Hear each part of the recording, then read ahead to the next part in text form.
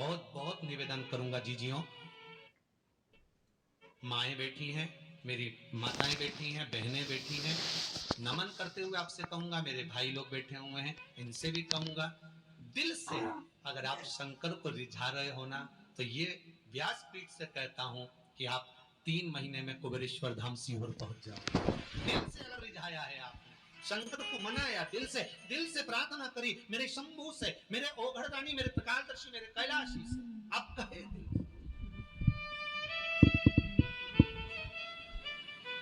बोली जाए, शंभु शरणे मांगो घड़ी रे, दुख हारो दया करी ने दर्शन को। बाबा बस जीवन के सारे दुख, रोग, बीमारी, तकलीफ, सब कष्ट दूर। वृंदा का सात्वित्व प्रबल था, दिखावा नहीं करती थी वृंदा। शंकर को हम कभी नहीं, आपने कभी शिव पुराण के माध्यम से कभी सुना कि हमने आपसे कहा कि आप शिव जी के मंदिर में जाकर इतने रुपए खर्च करना या इतना रुपया देना या इतना आप लगाना? कभी कहा यहां से व्यासपीठ से कभी नहीं बोले कि आप इतना खर्चा करो या आप इतना लगाओ। व्यासपीठ से इतना जरूर बोले हैं कि 1 लोटा पानी, या कभी बोला होगा तो फूल या शमी पत्र या बेल पत्र, और बोला होगा तो तुम्हारे घर में जो सामान होगा वही बताया होगा, शहद है, घी है, या शमी पत्र है, या पीपल का पत्ता है, या आदि आदि, काली तिल, काली मिर्च, आदि आदि जो भी होगा वही आपके घर में जो है वो शिव को दो। जो तुम्हारे पास है वो भगवान को दो, भगवान उसको स्वीकार करेगा। तुम्हारा अपना जो तुम्हारे पास में है वो आप भगवान को दो, भगवान से स्वीकार करें। आप शिव को प्रदान करो तो दिल से दो, जो भी दे रहे हो ना दिल से प्रदान करो। आज एक बात और बहुत ध्यान से सुनिएगा महाराज जी, कभी आपको लगे ऐसा कि व्यापार बहुत अच्छा चल रहा था और एकदम बंद सा हो गया, फैक्ट्री चल रही थी एकदम बंद सी हो गई, मेरा व्यापार ही नहीं बढ़ रहा, तो प्रयास करना, तांबे के कलश में जल लीजिएगा, बेलपत्री नीचे हाथ में रखिएगा, तांबे के कलश को उसके ऊपर रखिएगा, तांबे के कलश को उसके ऊपर रखिएगा महाराज, उल्टा हाथ उस तांबे के कलश पर रखिएगा, अपना नाम और गोत्र का स्मरण करिएगा, ऐसा कैसा ही पात्र लेकर जाइए, अंगूठे से और उंगलियों से पात्र को पकड़कर बेलपत्री हाथ में ही रखे रहने देना। अपनी जिस कामना से जो भी व्यापार है आपका, जो फैक्ट्री है, जो व्यवसाय है नहीं चल रहा, या इंटरव्यू के लिए जा रहे हो नहीं हो रहा, तो जल का पात्र पकड़कर हाथ का स्पर्श कर कर जल श्री तुम्ब रूपेश्वर महादेव, कौन से महादेव? तुम्ब रूपेश्वर महादेव के नाम से शिव को चढ़ा दीजिए। बाद में पात्र को नीचे रखकर बेलपत्री शंकर जी पे जब चढ़ाएं तो इस डंडी के भाग को अशुभ सुंदरी का स्थान होना चाहिए, चढ़ाते समय डंडी का भाग अशुभ सुंदर की ओर रख दें महाराज, झोली पसार कर प्रणाम करें, बाबा से निवेदन कर कर आए, 3 से 4 दिन लगेंगे, जो व्यापार ठप पड़ा था उसमें थोड़ी सी उन्नति होना प्रारंभ हो जाएगी। तुम रूपेश्वर महादेव भगवान शंकर आनंद की राशि हैं, शिव सुख की राशि, आनंद देंगे। शंभो शरणे मांगू दुख दया कारी भगवान शिव ओघड़दानी, प्रकाशदर्शी, कैलाशी, अविनाशी शंकर के चरणारविंद का रस स्वादन सुख दे। महाराज माता वृंदा देवी का सात्वित्व प्रबल था, कैसे मारा जाए? शंकर भगवान ने भगवान विष्णु से कहा, मैं इसका सात्वित्व प्रबल है इसलिए मार नहीं सकता, इसका सात्वित्व जब डोलेगा तो मैं इसको मार सकता हूँ। तो सात्वित्व कैसे डोलेगा? तो भगवान विष्णु ने कहा, एक काम करता हूँ, मैं जलंधर बनकर उसके घर में जाता हूँ, आप जलंधर को युद्ध के मैदान में ले जाइए, आप जलंधर को युद्ध के मैदान में ले जाओ। भगवान ओघड़दानी, त्रिकालदर्शी, कैलाशी जलंधर को ले गए, युद्ध के मैदान में भगवान नारायण जलंधर बनकर उसके घर में प्रवेश कर गए, वृंदा के साथ रहने लगे। कितनी विचित्र कथा है, बहुत ध्यान दीजिएगा।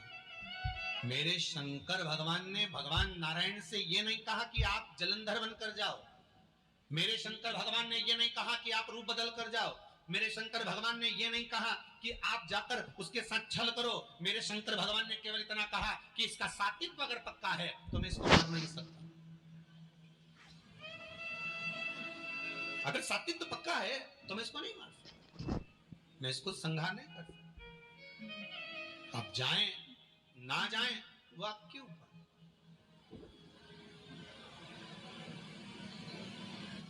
कहना शिव का काम, करना आपका काम। आप अगर शंकर की भक्ति को धारण कर रहे हैं, शिव तत्व को धारण कर रहे हैं। एक माता जी ने लिखा है, गुरु जी आपने अभी और बहुत सारे पत्र तो यहाँ पड़े हुए हैं, ये पढ़े नहीं है परंतु उम्मीद है बाबा का। एक पत्र में लिखा है कि आपने जो सावन के महीने में शिवरात्रि का पूजन कराया था, उस समय पर मेरे हाथ में उस पूजन के 15 दिन पहले पैरालिसिस आ गया था, एक भाग पूरा काम करना बंद कर दिया था। फिर भी मेरे बेटे और बहू ने वो सावन के महीने की शिवरात्रि पर रात को जो अभिषेक करा, काली मिर्च उसमें समर्पित करी, उसी में से एक काली मिर्च उठाकर मैंने वो काली मिर्च खाई और बाबा की कृपा से 15 दिन के अंदर मेरा हाथ काम करना चालू कर दिया। ये विश्वास आपका, ये भरोसा आपका था।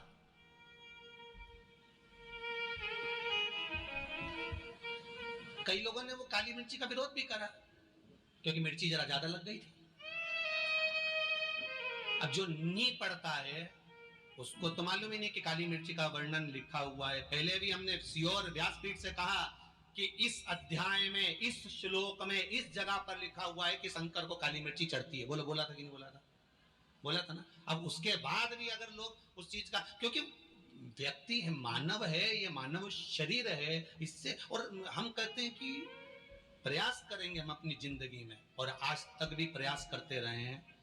आपका विश्वास कभी नहीं तोड़ेंगे, इतना भरोसा रखना। इस व्यासपीठ से वही बोलेंगे जो इस शिव महापुराण में लिखा होगा। जो उपाय बताएंगे वो पुराण के अंतर्गत के बताएंगे, एक भी उपाय ऐसा नहीं बताएंगे जो जीवन में दुख दे। और आप लोगों ने उपाय करे होंगे, सबको लाभ मिला होगा। बोलो मिला कि नहीं मिला? इंदौर जैसे शहर के लोग भी अगर उपाय कर रहे हैं तो उसका लाभ होगा। जो लिखा है उसको बताओ। माँ अपने बेटे को भी कहती है कि बेटा जा रहा है, सुनो, तोरण पर जाओगे, घोड़ी पर चढ़कर जाओगे, तोरण लगाओगे, अंदर जाओगे, तुम्हारी सासू माँ तुमको कुछ खाने को देगी तो एकदम मुख आगे मत करना, वो हाथ खींच लेगी। बोलो समझा के भेजती कि नहीं भेजती? माँ भी समझा के भेजती है। मेरे वेद व्यास जी महाराज ने अगर ये 24,000 श्लोक की शिव महापुराण की रचना करी है तो जनमानस को समझाने के लिए करी है कि अगर जीवन में दुख है तो शंकर को ये वस्तु समर्पित कर देना, शिव तेरा कार्य कर देगा, शंकर तेरे को संभाल लेगा, तुम शिव के हो। अब आगे आप लोग फिर वो दूल्हा अगर मम्मी की कहना नहीं माने, माँ का कहना नहीं माने तो लगा। अब वो माँ ऐसा करे सासू और वो मुंह लेके आगे आए, फिर वो माँ हाथ पीछे करे, फिर आगे करे, फिर पीछे करे, फिर आगे करे, तो लोग उसकी सखियां जितनी दुल्हन की वो हंसी उड़ाए। फिर संसार, अगर वेद व्यास जी महाराज ने लिखा है कि आप शिव को ये समर्पित करिए, शंकर को जल चढ़ाइए, बेलपत्र चढ़ाइए, शमी पत्र चढ़ाइए, ये धतूरा चढ़ाइए, इस भाग को समर्पित करना है, अब आगे आपकी मर्जी। कई लोगों को तो ये तक नहीं मालूम था कि सावन महीने में भी शिवरात्रि आती है, बस आ गई और निकल गई, मालूम है नहीं। सोमवार की अष्टमी पड़ती है, शिव और पार्वती का मिलन होता है, उसका व्याख्यान वर्णन, उसको समझो। शमी पत्र की क्या महत्वता है उसको समझो, बेलपत्र की क्या महत्वता है उसको समझो, उसको समझना है। शिव महापुराण की कथा कहती है, शंकर का अनुमोदन कर रहा है, शंकर की भजन कर रहा है, भगवान शिव की कथा कर रही है, अपने जीवन में उतारने का प्रयास करे शिव तत्व को। वृंदा को मारने, वृंदा के साकिल दिखाने के लिए शिवजी ने एक बार भी नहीं कहा कि भगवान विष्णु आप रूप रख कर जाओ, क्योंकि मेरे शंकर और मेरी पार्वती हमेशा एक मंदिर में रहकर आशीर्वाद प्रदान करते हैं, अखंड सौभाग्यवती भव। ये वर अगर देते हैं तो मेरे शंकर देते हैं, माता पार्वती देते, कोई दूसरा नहीं दे सकता।